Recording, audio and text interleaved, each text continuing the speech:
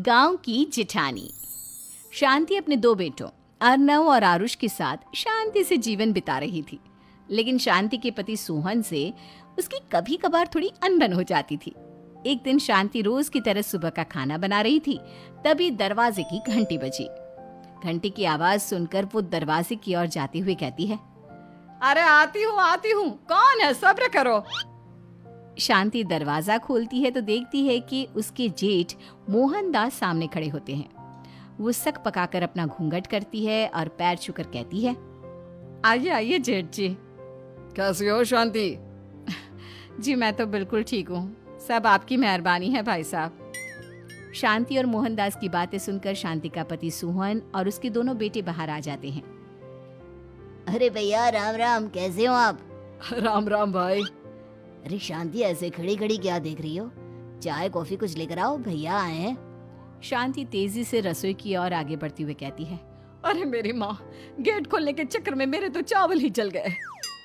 वो दौड़ी दौड़ी रसोई में जाती है और देखती है कि सारे चावल जल गए हैं।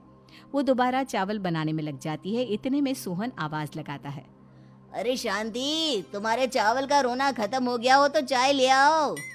जी लाती हूँ अभी। शांति जल्दी जल्दी चाय बनाती है और मोहनदास को चाय देती है। सब एक दूसरे की खैर खबर पूछते हुए चाय पीते हैं। चाय खत्म होती ही मोहनदास शांति की ओर देखते हुए मजाक में कहते हैं, शांति, अब तुम्हारी चाय में दम नहीं रहा, अब हमें चाय बनाने वाली बदलनी पड़ेगी। ये कैसे मुमकिन होगा जेठ जी, घर और बाहर का सारा काम मुझे ही करना पड़ता है और कभी कभी जल्दी जल्दी के चक्कर में काम बिगड़ जाते हैं, जैसे आज चावल जल गए।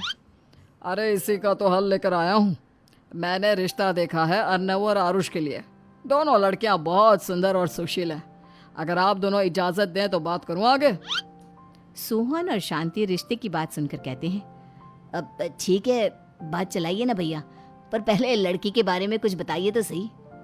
हाँ हाँ भाई साहब, लड़की कैसी है, परिवार कैसा है, कहाँ के रहने वाले हैं?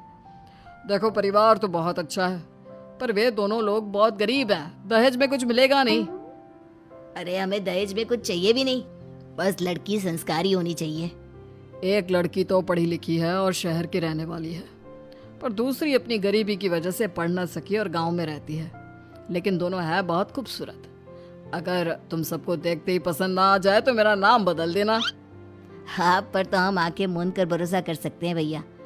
आप आगे बात चलाइए, हम शादी करने को तैयार हैं। कुछ ही दिन में अर्नव और आरुष की शादी हो जाती है।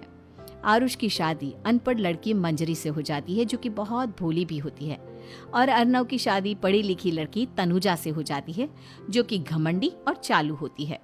एक दिन मंजरी घर के काम कर रही थी कि अचानक शांति उसे आवाज लगाती है, बड़ी बहू, ओ बड़ी बहू, मंजरी जल्दी यहाँ आओ।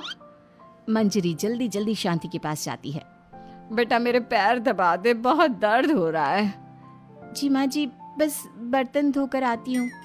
अरे बैठ यहाँ, मेरे पैर में बहुत तेज दर्द हो रहा है, बर्तन छोटी बहू धो लेगी। मंजरी शांति के पैर दबाने लगती है तो शांति तनुजा को आवाज लगाती है, छोटी बहू, और छोटी बहू। तनुजा थोड़ी देर से आराम से चलकर आती है। जी माँ जी, आपने बुलाया मुझे, आपको कोई काम था क्या? तू कुछ काम कर रही है या? शांति की बात काटते हुए तनुजा बोलती है, कुछ नहीं माँ, फोन पर अपने घर पर बात कर रही थी। अरे बाद में बात करियो अपने घर वालों से, पहले जाके बर्तन धो ले। तनुजा मुंह बनाते हुए अपनी जिठानी की ओर देखती है और मन ही मन कहती है, ये महारानी वहां बैठी है, ये नहीं कि बर्तन धो ले। मैंने इतनी पढ़ाई बर्तन धोने के लिए की थी क्या? तनुजा दांत पीसकर वहां से चली जाती है। अगले दिन सब दफ्तर चले जाते हैं, तभी डाकिया चिट्ठी लाता है। शांति चिट्ठी लेकर मंजरी से कहती है, बड़ी बहू, जरा छोटी बहू को बुलाना, एक चिट्ठी आई है। मेरी तो आंखें कमजोर है तो मुझसे पढ़ा नहीं जाएगा। मंजरी तनुजा के पास जाकर कहती है, तनुजा, तुम्हें माँ जी बुला रही हैं। मुझ पर हुक्म मत चलाओ, काम बताओ काम। अरे मैंने तुम पर कहाँ हुक्म चलाया, और हुक्म चला भी दूंगी तो क्या हुआ, तुम तो मेरी छोटी बहन की तरह हो ना। तुम जैसी अनपढ़, जाहिल और गांव की गवार मेरी बहन नहीं हो सकती। बेचारी मंजरी तनुजा की बात सुनकर अपना सा मुंह लेकर रह गई।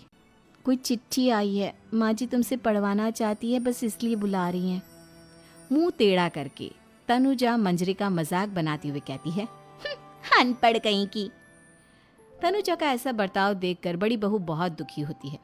तनुजा को अपनी पढ़ाई का घमंड इतना हो गया कि अब वो घर के कोई काम नहीं करती और अपनी जेठानी का मजाक बनाती रहती। तनुजा का ये बर्ताव अब उसकी सास को भी नजर आने लगा था। एक दिन शांति ने अपनी बड़ी बहू से कहा, मंजरी, तनुजा हर समय तुम्हारा मजाक उड़ाती है, तुम्हें गुस्सा नहीं आता क्या? आता तो है माँ जी, लेकिन मैं क्या करूं? जब भी उसे कुछ बोलती हूँ वो और भी जली कटी बातें मुझे सुनाकर चली जाती है। मैं उसे अपनी छोटी बहन की तरह प्यार करती हूँ, लेकिन उसके दिल में मेरे लिए कोई इज्जत नहीं।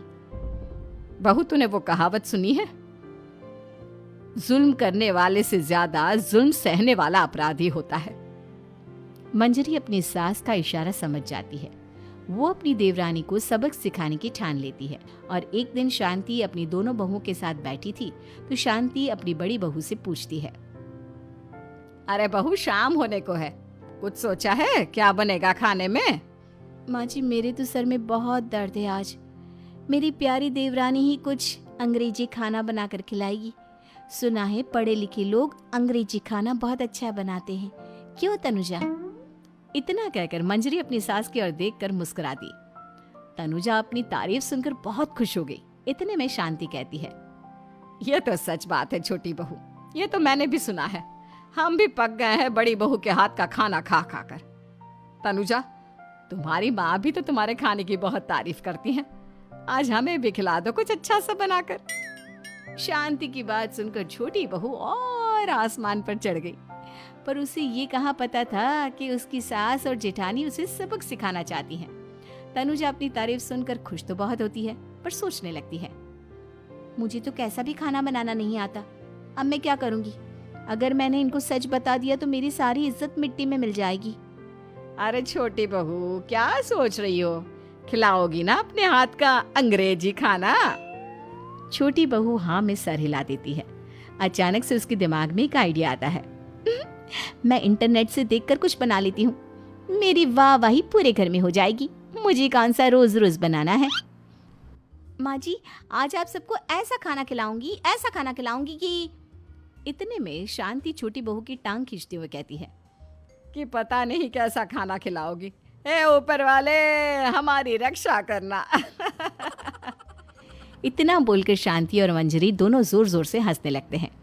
अब तनुजा रसोई घर में चली जाती है और खाने की तैयारी करने लगती है, पर उसे रसोई घर की चीज़ों के बारे में तो कुछ नहीं पता। जैसे तैसे सारी चीज़ें निकालती है और इंटरनेट पर देखकर खाना बनाती है। कुछ ही देर में सब लोग घर आ जाते हैं। अरे सुनते हो, आज का खाना हमारी छोटी बहू बना रही है। अरे वाह, आज तो फिर कुछ अंग्रेजी खाना खाने को मिलेगा। कुछ ही देर में खाना बन जाता है तो छोटी बहू सबका खाना लगा देती है। इतने में बड़ी बहू कहती है, क्या बात है देवरानी जी, आज तो बहुत अच्छी खुशबू आ रही है। ये बात तो सही कही बड़ी बहू तूने, खुशबू तो अच्छी है। ऐसी खुशबू तो मेरे खाने में भी नहीं आती। सब मिलकर छोटी बहू की बहुत तारीफ करते हैं और छोटी बहू 7वें आसमान पर बैठ जाती है। अब सभी खाना खाते हैं। जल्दी जल्दी दो, अब तो मुंह में पानी आ रहा है। हाँ, मुझसे भी नहीं रुका जा रहा। जैसे ही सोहन एक निवाला खाता है तो उसकी आंखों से पानी आने लगता है। ये देखकर शांति सोहन से पूछती है, क्या हुआ जी, खाना इतना अच्छा बना है कि आंखों से पानी आ गया? सोहन चुप रहता है और धीरे धीरे से खाना शुरू कर देता है। इतने में सोहन छोटी बहू से कहता है, बेटी तुम भी तो खाओ, तुम क्यों रुकी हो? खाना सच में बहुत अच्छा है। ये कहकर सोहन जोर से हंस देता है। फिर सब खाना खाने लगते हैं, लेकिन खाने में नमक और मिर्च तेज हो गई थी। तनुजा से कोई कुछ नहीं बोलता, बल्कि उसे भी खाने को कहते हैं। जैसे ही छोटी बहू खाना खाती है वो पानी पानी कहकर चिल्लाती है, पानी, इसमें तो पानी। ये खाना तो सच में इतना अच्छा बना है कि हमारे साथ साथ देवरानी जी भी इसके स्वाद को कभी नहीं भूल पाएंगी। सही कहा बहू। तनुजा को अपनी गलती का एहसास हुआ और उसने अपनी सास से कहा, माँ जी, ये मेरी गलती नहीं है। इंटरनेट पर दिखाया था